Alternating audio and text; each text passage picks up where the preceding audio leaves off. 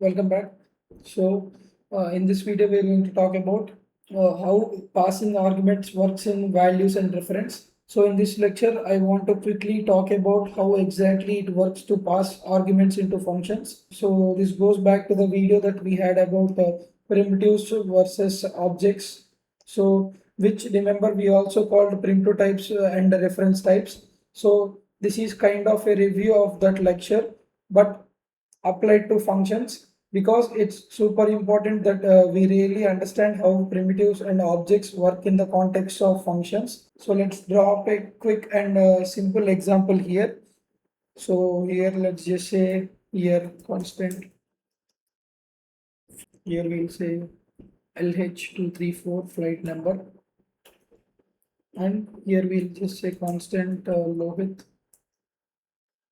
So here we are creating like object kind string here. So here we're creating like object. So name equals to, so write your own name in this case. And then here let's just say passport. So here we'll just give some random number here. Okay. And now I wanted to create a check-in function to take flight. So let me just write here constant check-in. So we are writing the function here. So function of flight number. So we need here, and then here passenger. So we want the passenger here to be. So here we'll say check-in. So our input. So we want to check here the flight, and then here we are calling the object here, this entire one Lohit. So this one here we are just calling here. So let's say that our flight number has been changed here for suppose. So but this is not a good practice to do, but you should not change the parameters of a function, but this is to just make a point. So let's say for some reason the number now changed to LH triple nine. So I also want to change the name of the passenger. That's because in aviation usually they always add Mr. or Mrs. in front of the name, right? So let's do that here. So here I'll just say flight number equals to, let's just say LH of triple nine. Okay. And then here we'll say passenger dot name. Here we'll say Mr.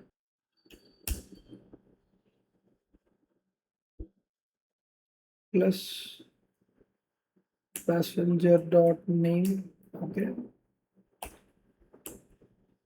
And before we check in, I wanted to check if the passport number is correct or not. So let's just say here if and else statement here. So I'm writing if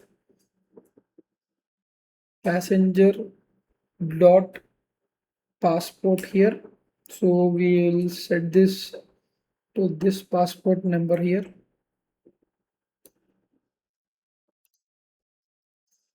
So in this case, if it is true, then console.log check in. Okay. Else console.log wrong passport here we'll just say. So when we run it, so this here is the function of, right? Yeah, here in this objects there should not be any equals to, right? So this should be here in this syntax. As you can see here, our passport number which we have declared here is correct, right? So here it is getting, we are checked in. Now I wanted to do is log both the flight and the Lohit object to the console here. So let me just say here console.log. So and then here I want to say Lohit. See here when we console this to the log, as you can see here. So here we have the passport number, and then here the name, as you can see here, Mr. got added here. So here let's analyze this. So the flight here, as you can, the flights here, as you can see here, So it's a primitive type. So right, this is just a string here. So as we pass the value into the function down here, this flight number. So the flight number here is the basically the copy of this original one. Okay. So the flight number here contains a copy number here, right? So this value, original value just copies down to here. So this flight has here copy number here. So not simply the original value of the flight variable. So this would be exactly the same as writing here the flight num equals to flights. So this would be same as writing this. So and also here it is same as passenger is equals to Lohit object here. So which is both are same here in this case. So it is simply as saying same thing as this spread operator, these both cases here. So let's just convert this into the constant here, and also let's just convert this into the constant. So we can actually do this here in the same way.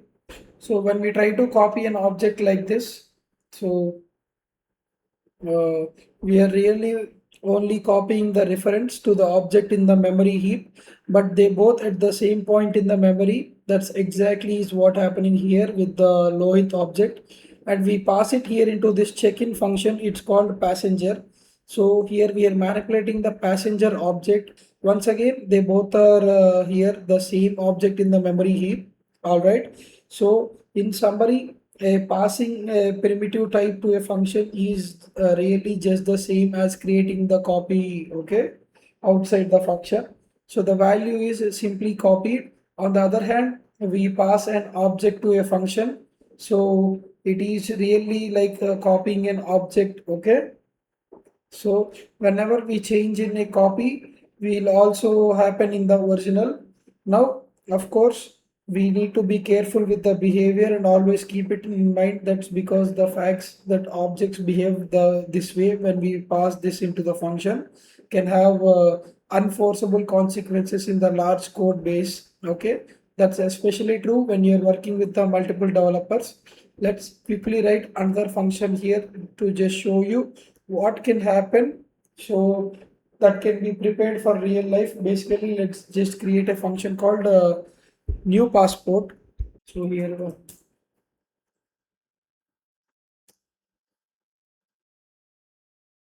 so let's just say here the function for that. So here function of person. So in this case here we'll write the inputs new passport here, which contains here Lohit from the string above object. So here we'll just say person dot passport.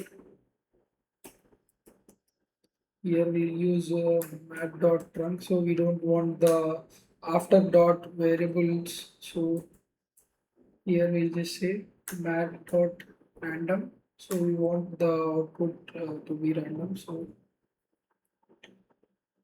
here into we'll just say for suppose some thousand, some random variable. Passenger, as you can see here, it got declared here by using this random. And also let's just say here check-in of flights. So in this case, let me just go see the output. See here now flights Movit. See here you are getting the value checked in.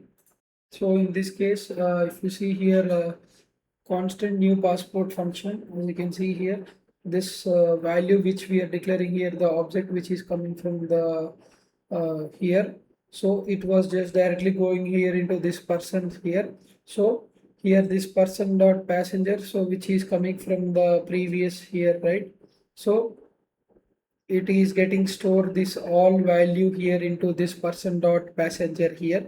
So when we call this out here, we are just getting our value here, passenger value here, this one. Okay. So this gets here into this. And also when we check in flights and then the low like this, Now here we'll just set here to alert instead of console, and also here we'll just set here to alert so to see the output.